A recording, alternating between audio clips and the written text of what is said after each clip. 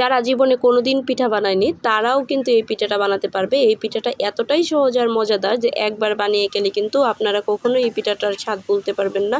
তো আসসালামু আলাইকুম, চলেন এই পিঠাটার রেসিপিটা শুরু করি। তো এই পিঠাটা বানানোর জন্য সর্বপ্রথম আমি নিয়ে নিচ্ছি হচ্ছে এখানে একটা কলা, আর কলাটা আমি হাত দিয়ে সুন্দর করে মেশ করে নিব।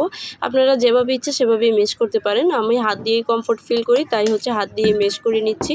আর এইখানে দিয়ে দিব হচ্ছে একটা ডিম, আর ডিমটা এই কলাটার সাথে খুব ভালো করে মিশিয়ে নিব। সাথে কিন্তু একটু চিনিও দিয়ে দিচ্ছি, মানে আপনি যতটুকু মিষ্টি খেতে পছন্দ করেন ঠিক ততটুকু চিনি দিয়ে তারপর এইরকম সুন্দর করে মেশ করে নেবেন। আর এর সাথে আমি দিয়ে দিব হচ্ছে 1 কাপ আটা। চাইলে কিন্তু এখানে ময়দাও এড করতে পারেন। এখানে আমি সাথে একটু লবণও দিয়েছিলাম, তবে আমি একটা জিনিস দিতে ভুলে গিয়েছিলাম, সেটা হচ্ছে জিরা।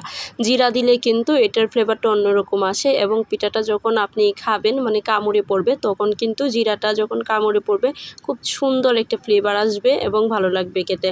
যাই হোক, ভুলে গিয়েছিলাম তো কিছুই করার নেই। আর এইখানে হচ্ছে আমি তেলটা গরম করে তারপর পিঠাগুলো দিয়ে দিচ্ছি। এই পিঠাটা আমি বানানো শিখেছি আমার ননদের কাছ থেকে, ননদ বলতে আমার ননাসের কাছ থেকে। তারা হচ্ছে খুব সুন্দর করে এই পিঠাগুলা বানায় আর খেতেও কিন্তু অনেক মজা। আর আমি এটা নিজে প্রথমবারের মতো ট্রাই করতেছি। আমি তার আগেও কিন্তু আমার ননদের সাথে বানিয়েছি, কিন্তু তাদের হেল্প ছিল এখানে। আর এই প্রথমবার আমি নিজে একটু ট্রাই করছি। এটার যে ডোটা সেটা কিন্তু খুব আঠালো, দেখতেই পাচ্ছেন যে হাতে লেগে আসতেছিল। তারপরে একটু কষ্ট করে হচ্ছে দিয়ে দিচ্ছি। তো প্রথমবার একটা পার্ট ভেজে নিয়ে তো আমি অপর পার্টটা হচ্ছে উল্টে দিচ্ছি। আর কালারটা মাশাআল্লাহ খুব সুন্দর আসছে। একটা সময় ডিম ভাজতে পারতাম না, আর ভাবা যায় এখন হচ্ছে আমি পিঠাও বানাইতে পারি।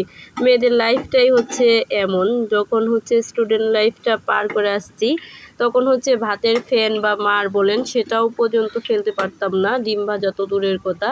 আর এখন এমন কোনো কাজ মনে হয় নেই যে এটা আমার ধারাতে হয় না। শুধু আমি না, প্রত্যেকটা মেয়েরই লাইফটা এমন যে একটা সময় পরিস্থিতির শিকার হয়ে সব কিছুই শিখে ফেলতে হয়। তো যাই হোক, কাজ করাটা হচ্ছে লজ্জার কোনো কিছু নয়, জানতে পারাটা আমি মনে করি যে খুবই ভালো। তো আমার এই পিঠাগুলা হচ্ছে হয়ে গেছে অলরেডি, আমি এখন পিঠাগুলা নামিয়ে নিব। আর কালারটা এত সুন্দর দেখাচ্ছিল কি বলবো, আমি সাথে অবশ্য খেতে পারিনি যেহেতু রোজার দিনে পিঠাটা বানাচ্ছিলাম। তো এই পিঠাটা আপনারা একবার হলো বাসায় ট্রাই করবেন, আমি সত্যি বলছি এই পিঠাটা কিন্তু খেতে অনেক মজা। আর আমি এখন একটা পিঠা আপনাদেরকে ভেঙে দেখিয়ে দিচ্ছি। আর যদি আমার ভিডিওটা আপনাদের ভালো লাগে তাহলে কিন্তু অবশ্যই একটা লাইক, কমেন্ট আর শেয়ার করবেন। আর এই পিঠাটা অবশ্যই বাসায় যারা ট্রাই করবেন আমাকে কমেন্টের মাধ্যমে জানাবেন যে পিঠাটা কিন্তু কেমন হয়েছিল, ভালো লাগছিল কি না।